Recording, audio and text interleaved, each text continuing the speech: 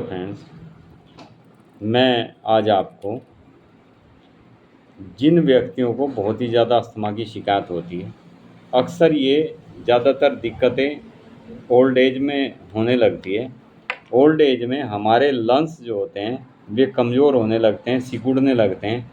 ऐसी स्थिति में जो मैं मेडिसिन बताऊंगा वो अस्थमा का कैसा भी पेशेंट हो, कितना भी बिगड़ी हालत हो, दमा जिसमें लेटने से व्यक्ति को बहुत ज़्यादा खांसी बढ़ जाती है, सांस फूलने लगती है, सांस अटकने लगती है, नींद में बेहद पसीना आता है, सांस उखड़ने लगता है, व्यक्ति को उठकर बैठना पड़ता है, बिस्तर से उठना पड़ता है।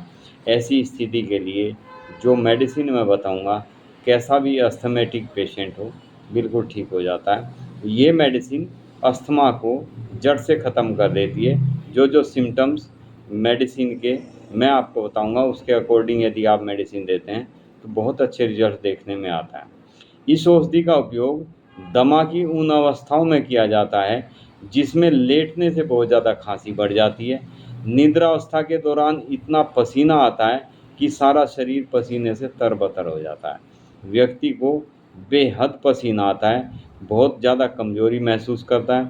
निद्रावस्था के दौरान जिस अत्यधिक पसीना आने की वजह से उसको इतनी वीकनेस बन जाती है, बहुत उसे लगता है कि मैं अब नहीं बचूँगा। साँस मुँह खोल कर साँस लेने लगता है, उसको साँस लेने में बड़ी दिक्कत होती है। हवा के झोंकों के प्रति बड़ा संवेदनशील होता है, यानी ज़रा-सा भी यदि कहीं से उसको हवा लग जाती है तो उससे उसकी संवेदनशीलता बढ़ जाती है। एज ओल्ड एज होने के बाद में शरीर के सभी अंग कमज़ोर होने लगते हैं। शरीर के सभी अंग कमज़ोर होने के कारण उसको लूज मोशन, अतिसार, मलाशय भ्रंश यानी प्रोलेपस ऑफ रेक्टम, ये कई शिकायतें होने लगती है। मलाशय में दुखन होने लगती है, यानी रेक्टम में पेन जैसा महसूस होने लगता है जो ऊपर की ओर चढ़ता है। जिस भाग का सहारा लेकर ये व्यक्ति लेटता है उसी भाग में बहुत ज़्यादा दर्द हो जाता है, यानी शरीर के जिस हिस्से की तरफ ये करवट लेके लेटता है वो थोड़ी देर के बाद में ही अकड़ना शुरू हो जाता है, उसको करवट बदलना पड़ता है। सांस की जो इसकी दिक्कत होती है अस्थमा के पेशेंट की, वो पहली नींद के बाद आधी रात के आसपास सूखी खांसी का बहुत तेज़ आवेग उठता है। रात को लेटने पर दमे का दौरा प्रकट होने के साथ साथ उद्वेष्टकारी बहुत तेज़ खांसी उठती है। पहली नींद के बाद बहुत ज़्यादा पेशेंट को कष्ट बढ़ने लगता है, साथ साथ ही कंठ के अंदर हम हर समय खरखराहट सी, गुदगुदी सी उठनी शुरू हो जाती है। चेस्ट में यानी जो लंग्स होते हैं, लंग्स में सिकुड़न जैसी महसूस होने लगती है।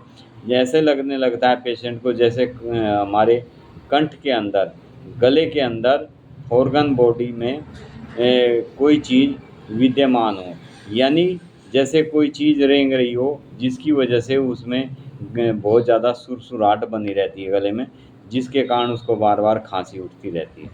श्वास लेने में बड़ी दिक्कत हो जाती है, खासकर बसंत ऋतु के मौसम के दौरान बहुत ही ज़्यादा परेशानी बन जाती है ऐसे पेशेंट को। ये वसंत ऋतु के दौरान अत्यधिक महसूस होने वाली श्वास कष्ट की जो दिक्कतें होती है वो बहुत ज़्यादा बढ़ जाती है। एविराम छींकें आती है, कभी कभी इसको बहुत ज़्यादा लगातार छींकें आनी शुरू हो जाती है। स्टर्नम में के पीछे दर्द बहुत ज़्यादा होता है जो पीछे पीठ तक निकलता है। इसमें जलन भी महसूस होती है। ऐसे पेशेंट के लिए बहुत ही उत्तम मेडिसिन मैं आपको बताता हूँ। मेडिसिन का नाम है एरेलिया रेसिमोसा। ये मेडिसिन अति उत्तम मेडिसिन है जिन व्यक्तियों को रात में लेटते समय बहुत ज़्यादा खांसी होती है और सांस उखड़ जाती है, व्यक्ति को बैठना पड़ता है। ठंडी हवा का ज़रा सा भी यदि इसको झोंका लग जाता है तो इसको छींकें आने लगती है, इसकी सांस उखड़ने लगती है। साथ ही नाक से बहुत ही ज़्यादा पानी बहने लगता है, पनीला स्राव आता है, जो स्राव आरंभ होने पर स्किन को यानी नाक और गले में जख्म तक कर देता है, छील देता है अंदर से। ऐसे बिल्कुल एसिड एसिड टाइप का इसका नाक से और गले से स्राव निकलता है, जिसको अक्सर इसके पेशेंट को अक्सर नक्सीर भी निकलनी शुरू हो जाती है और जो ये स्राव निकलता है बहुत ही तीखा होता है, एकदम खारा टाइप का होता है, नमकीन टाइप का होता है। ऐसे पेशेंट पर अति उत्तम कार्य करने वाली मेडिसिन है। इसके पेशेंट की स्थिति रात के करीब 11 बजे के करीब बहुत ज़्यादा इसको खांसी उठती है और ये व्यक्ति बहुत ज़्यादा परेशान होता है। हालांकि इसको दिन भर ऐसी दिक्कत महसूस नहीं होती, लेकिन जैसे जैसे इसका सोने का समय होता है, रात होती रहती है और ये सोचता है कि अब मैं सोऊंगा, तो इसको पहले से ही डर सताने लगता है कि मुझे लेटते ही खांसी का दौरा शुरू हो जाएगा। तो ऐसे पेशेंट जिनको लेटते ही खांसी का दौरे के रूप में प्रकट होता है और सांस फूफड़ने लगती है, सांस लेने में दिक्कत होती है, सूखी खांसी होती है, उसमें बहुत ही जोर लगाने के बाद थोड़ा बहुत श्लेष्मा निकलता है। श्लेष्मा निकलने के बाद में कुछ समय के लिए इस पेशेंट को आराम मिलता है, उसके बाद यथास्थिति इसकी बन जाती है। यानी सांस लेने के लिए इसको बहुत परेशानी होती है।